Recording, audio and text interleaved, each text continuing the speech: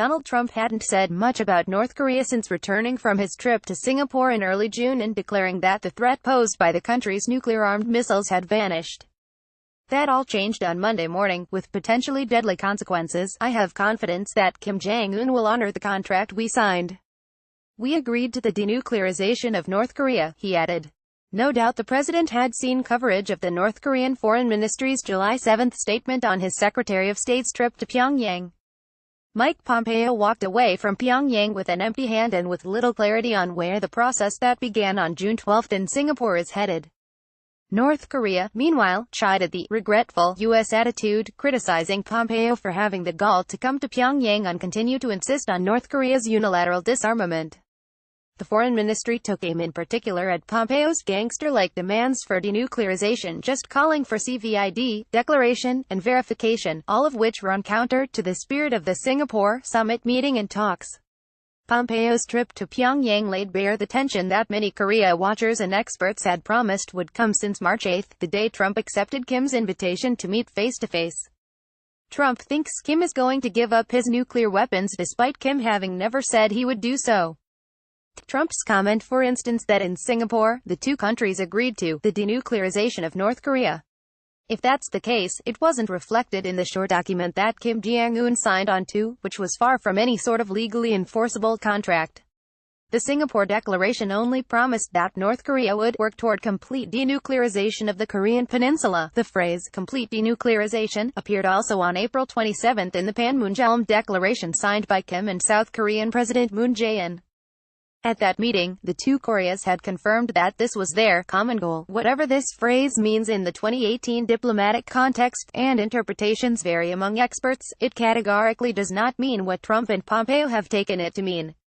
It does not, for example, mean that Kim has agreed to the, finally, fully verified denuclearization of North Korea. This was the State Department's formulation days before Pompeo set out to Pyongyang. No matter how many times Trump or Pompeo repeat it, North Korea has not agreed to give up its nuclear weapons. Sooner or later, that'll sink in. It won't matter how many times Pompeo heads to Pyongyang to sit across the table from his North Korean counterparts, as long as the starting point for the U.S. negotiating position is the assumption that Kim is ready to discuss the price for the keys to his nuclear kingdom.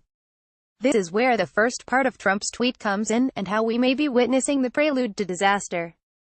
In the president's mind, Kim is backing out of a gentleman's agreement to denuclearize, one sealed in by that holiest of macho deal-making rights, the handshake.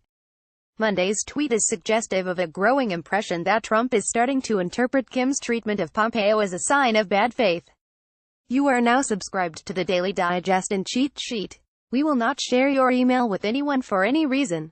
None of this is true, of course. North Korea has deceived the United States in the past, but not this time. Weeks before the summit, Kim Ki-gwan, North Korea's first Vice Minister of Foreign Affairs, made it crystal clear that the Kim-Trump meeting could not proceed if the U.S.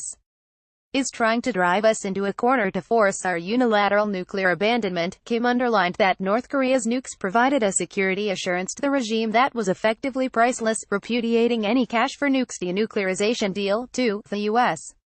is trumpeting as if it would offer economic compensation and benefit in case we abandon nuke. But we have never had any expectation of U.S. support in carrying out our economic construction and will not at all make such a deal in future, too. But no matter how clear North Korea has tried to make its negotiating position, Trump has not grasped the reality that Kim Jong-un is not giving up his nukes, no matter how convincing those handshakes in Singapore might have felt. The concern now is how Trump will cope with the inevitable realization that complete denuclearization doesn't mean what he thought it meant. There are three possible futures, none good, but some less bad than others. First, Trump could simply choose to shrug, continue to tweet that the North Korean threat has evaporated, and direct Pompeo to secure concessions in any way possible. This would be a likely path to appeasing Pyongyang, resulting in the United States giving up valuable leverage for virtually cosmetic North Korean concessions like the reversible dismantlement of tunnel entrances at the Punggye-ri nuclear site. North Korea has plenty of old and now out-of-use nuclear and missile sites it could happily detonate before the international press. Second, Trump could simply allow the North Korea process that began on June 12 to quietly collapse and put the issue of its nuclear program and disarmament on ice. Call it a return to strategic patience. The problem here is that the administration's maximum pressure campaign is all but dead after the Singapore summit, and it's more likely than not that China, along with Russia, will ease up on the implementation of existing sanctions and perhaps even call for a removal of United Nations sanctions applied in 2017 on North Korean exports. In this scenario, the U.S. loses interest and North Korea benefits economically while continuing to build its nuclear program without constraints. This would be the equivalent of a continuation of the muddling through approach that 3 consecutive U.S. administrations found themselves resigned to, with North Korea updated for the era of a considerably more capable North Korea. Third, Trump could find himself left with nothing but the literal nuclear option. Feeling spurned and humiliated by Kim, Trump may find that the only way to move forward is to let John Bolton's March 2017 prophecy come true. Weeks before entering the White House as Trump's advisor on national security affairs, Bolton, as a private citizen, had remarked on Trump's acceptance of Kim's invitation that the purpose of this process is to foreshorten the amount of time that we're going to waste in negotiations that will never produce the result we want, which is Kim giving up his nuclear program. Gone would be the days of all options being on the table.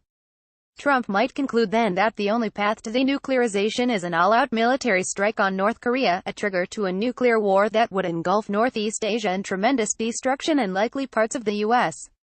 homeland, given North Korea's intercontinental range ballistic missile capability. None of these scenarios are appealing, though the third is quite clearly the worst.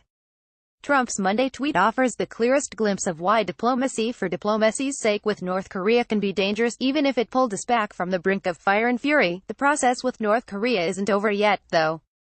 If the administration recognized that the denuclearization of North Korea isn't on the table and readied itself to discuss a fundamental transformation in the nature of the relationship between the United States and North Korea, it may find that Pyongyang would be more willing to discuss arms control and risk management measures, including a production cap on ballistic missiles and fissile material.